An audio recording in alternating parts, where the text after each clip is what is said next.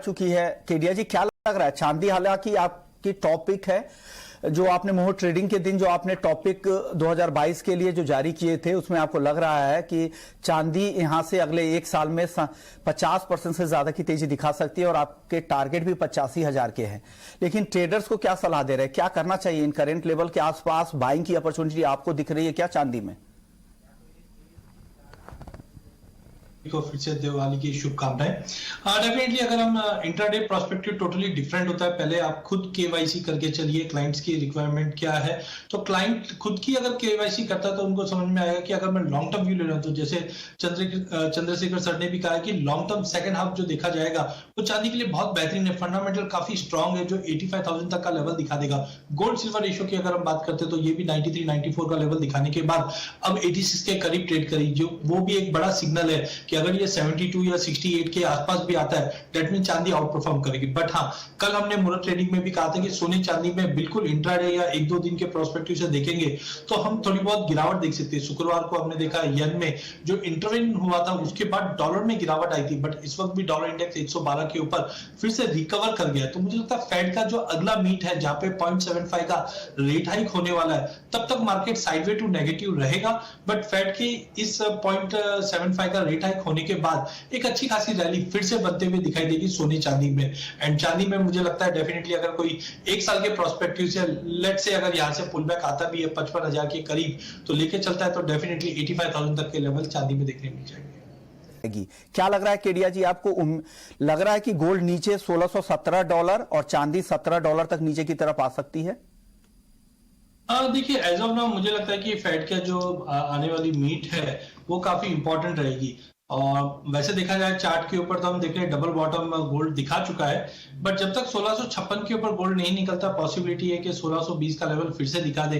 क्योंकि अब पिछले 3-4 महीनों में हमने ये देखा, जब भी फेड की मीटिंग या मिनट्स होते हैं उससे पहले गोल्ड सिल्वर में एक नेगेटिव ट्रेंड रहता ही रहता है। लास्ट 2 मीट की अगर मैं सारांश में बात करूं तो मीट के बाद 0.75 का रेट हाइक होने के बाद हमने $100 की तेजी सोने में आते हुए देखी है। तो I think before second of जो मीट है फेड की, उससे पहले डेफिनेटली 1620 की पॉसिबिलिटी जरूर है, जब तक 1656 का लेवल नहीं टूटता। जबकि चांदी की अगर बात करता हूं तो मुझे नहीं लगता कि चांदी में कोई इतना बड़ा फॉल रहेगा, बिकॉज अभी भी गोल्ड सिल्वर रेशियो 87 पे प्रेशर बन रहा है। तो आई थिंक $18 के इर्द गिर्द का प्राइजेस एक वापस सपोर्ट ले सकती है। 18 के नीचे जाती भी नहीं दिखाई दी। बट ध्यान रखिए 2 तारीख के बाद या फेड के रेट हाइक होने के बाद एक अच्छा खासा बाउंस वापस देखने मिल जाएगा। और पर में आज क्या करें? और राहुल के लिए सलाह दीजिए कि 15 लॉट बाइंग करना है अगर कॉपर को, तो किस रेट पर करना चाहिए इनको? देखिए, मेटल्स के अंदर नो डाउट हम देखते हैं कभी भी इकोनॉमी जब रिकवर करती है तो मेटल की डिमांड बढ़ती जरूर है, बट क्लियरिटी नहीं आ रही है। चाइना में भी हम देख रहे हैं कि जिस से स्लो डाउन नंबर्स अच्छे नहीं है, साथ में रिसेशन के फियर बने हुए, इसलिए प्राइसेस चल नहीं पा रहे हैं। तो पर्टिकुलरली पहले इंट्राडे की अगर बात कर ले तो आई थिंक 648, 649 का जो रेंज है यहाँ पे बिकवाली करके चलिए। जब तक 654 के ऊपर नहीं निकलता है, ट्रेंड रेंज बाउंड रहेगा, जो 640 से 655 का रेंज रहेगा। तो इंट्राडे के लिए यहाँ से बेच के चलिए।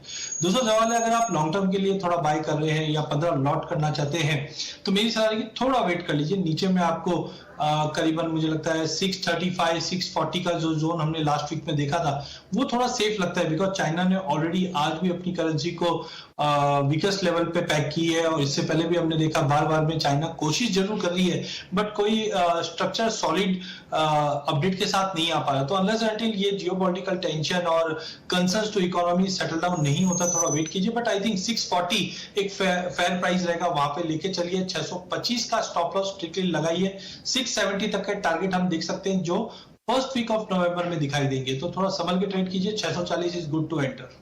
केडिया जी, क्या करना चाहिए इनको? देखिए, 7,300 की इनकी स्ट्राइक पे है और भाव अभी 6,900 चल रहा है। टाइमिंग मुझे लगता है प्राइजेस में एक डबल बॉटम हमने बार बार में 6,900 पे देखा है। 21 तारीख को भी पिछले हफ्ते भी हमने देखा है कि प्राइजेस 6,900 के नीचे सस्टेन नहीं कर पा रहा है। तो टाइमिंग ये बने रह सकते हैं। प्राइजेस के अंदर मुझे लगता है कि थोड़ा सा जो प्रेशर है वो डाउन साइड जरूर है, लेकिन 6,900 का लेवल तोड़कर होल्ड करता है तो ही रिस्क है। तो एक बार ये 6,900 का वेट कर सकते हैं। अगर 6,900 अगर M6 पे टूटता है तो बेटर है एक बार स्टॉप लॉस करके निकल जाना चाहिए। भी है क्रूड को लेकर। कुछ और दर्शक के सवाल ले लेते हैं। राजू नहीं, पवन है हिसार से। केडिया जी, आपसे ही सवाल होगा। ग्वार सीड का आउटलुक जानना चाह रहे हैं, हाजिर में काम करते हैं, जून तक के लिए आउटलुक जानना चाह रहे हैं ग्वार सीड का। देखिए, आज भी अगर हम गवार सीड की बात करें या पिछले 2-3 दिनों की बात करें तो प्राइजेस कंसोलिडेट कर रहा है। जैसे हमने पहले भी गवार डे में हमने प्रेजेंटेशन रखा था, वहां पे बताया भी था कि 4600 एक स्ट्रॉन्ग सपोर्ट के रूप में निकल कर आएगा। तो आई थिंक मार्केट अब जो पहले गिरावट थी वो रुकते हुए नजर आ रही है। 4600 एक अच्छा लेवल है, यहाँ पे एक्यूमुलेट होना चाहिए। बट जो बड़ी तेजी है 12-15 फरवरी के बाद देख रहे हैं, क्योंकि यूएस में मिड टर्म इलेक्शन भी है और एनर्जी क्राइसिस जिस ढंग से यूएस और यूरोप में चल रहा है, इसका निजात एक ही है कि प्रोडक्शन बढ़ाया जाए। तो ऑलरेडी हमने देखा यूके ने फ्रैकिंग के ऊपर जो बैन लगा था वो हटा भी दिया है, बट कैपेक्स आने की देरी है।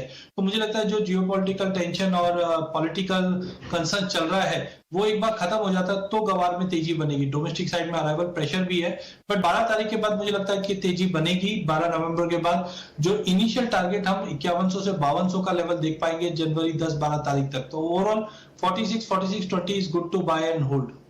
केडिया जी, क्या लग रहा है सोया तेल में? देखिए, डेफिनेटली अभी Q4 की अगर हम बात करें तो डिमांड काफी अच्छी रहती है, जिसकी वजह से प्राइसेस को इनिशियली थोड़ी सपोर्ट मिले। कच्चे तेल में भी तेजी है, साथ में इंडोनेशिया मलेशिया में भी हमने देखा थोड़ा बहुत कंसर्न्स थे, उसकी वजह से तेजी जरूर है। बट हायर साइड पे मुझे नहीं लगता कि प्राइसेस होल्ड करेंगे, क्योंकि पिछले साल लॉजिस्टिक इशू की वजह से और प्रोडक्शन की वजह से हमने ये बड़ा जंप देखा था। बट हाँ, टेम्पररी हो सकता है मार्केट में तेजी, बट आगे जाकर अगर महीने 1.5 महीने की बात करें तो कोई बड़ी तेजी लग नहीं रहेगी, क्योंकि सोयाबीन की क्रॉप भी सामने है और मस्टर्ड की सोइंग भी एमएसपी को देख के लग रहा है कि अच्छी रहेगी। तो ओवरऑल मुझे लगता है कि टेम्पररी जो तेजी है उसमें अगर पोजीशंस है तो प्रॉफिट बुक करके निकलना चाहिए, या फिजिकल में है तो थोड़ा सा पोजीशंस कम रखनी चाहिए। जी, फटाफट से कॉटन केक पर बता दीजिएगा, ये भी काफी नरम पड़ रहा है, क्या करना चाहिए कॉटन केक में यहाँ पर? हाँ, डेफिनेटली हमने जो अराइवल में शॉर्टेजेस देखी थी और लो लेवल पे फेस्टिवल बाइंग के चलते जंप आया था, बट मुझे नहीं लगता कि प्राइस हायर साइड पे ज्यादा सस्टेन कर पाएंगे। तो एक गिरावट रह सकती है फिर से जो 2320 2350 की जोन में दिखा देगी। बट जैसे सर ने भी कहा है कि टेम्पररी ये गिरावट रह सकती है, आगे जाके कॉटन और कॉटन सीड ऑयल की दोनों में तेजी बनेगी। जिस ढंग से क्रॉप साइज है वो काफी कंपेरेटिव लास्ट ईयर के मुकाबले अच्छी जरूर है, बट 3 साल के एवरेज से देखेंगे तो वो काफी कट टू कट है। अगर थोड़ा भी और यील्ड में ड्रॉप आता है तो दोनों ही काउंटर में वापस तेजी मिलेगी। तो टेम्पररी 2320 से 2350 के टारगेट के लिए बेच के चलना चाहिए।